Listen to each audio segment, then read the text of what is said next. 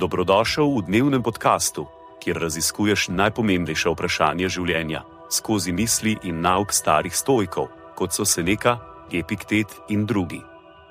Vsak dan ti prinaša novo lekcijo o življenju, prilagojeno za človeka v modernem času. Današnja stoična misel je od Epiktet, razprave. Pravilno delovanje uma je izvajanje izbire, zavračanja, hrepenenja, odpora, priprave, namena in strinjanja. Kaj torej lahko onesnaži in zamaši pravilno delovanje uma? Nič drugega kot njegove lastne pokvarjene odločitve. Konec citata. Sledi kratka razširitev te misli za modernega človeka.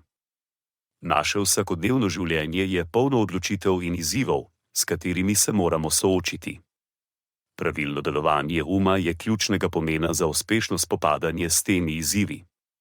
Naš mora biti zmožen razlikovati med dobrim in slabim, zavračati nepomembne stvari, hrepeneti po pravih vrednotah, se upirati skušnjavam, se pripravljati na prihodnje izzive, oblikovati jasen namen in se strinjati z dobrimi odločitvami.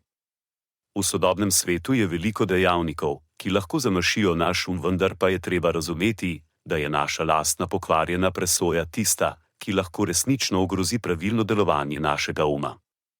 Na primer, ko preveč časa preživimo na družbenih omrežjih, se lahko naš osredotoči na nepomembne informacije in s tem zamaši naše sposobnosti razmišljanja in sprejemanja odločitev. Drugo področje, kjer lahko pokvarjena presoja zamaši naš je naše hrepenenje po materialnih dobrinah. Ko neprestano hrepenimo po novih in dražjih stvareh, postanemo sužnji svojih lastnih želja.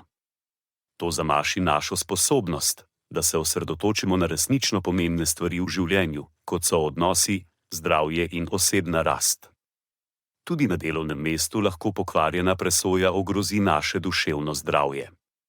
Ko se osredotočamo le na doseganje ciljev in zanemarjamo etične vidike naših odločitev, tvegamo, da bomo izgubili stik s svojimi vrednotami in s tem ogrozili pravilno delovanje uma.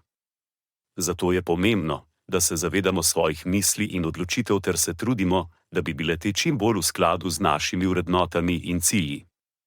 Le tako lahko ohranjamo pravilno delovanje uma.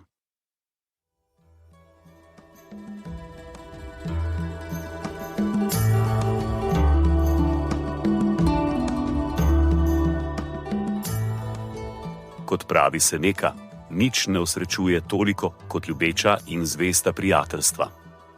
Zato podeli to epizodo z nekom, ki ti je blizu in ne pozabi slediti podkastu, da boš lahko obveščen, ko bodo objavljene nove epizode starih modrosti stoikov. Želim ti polno preizkušenj in poguma v tem dnevu.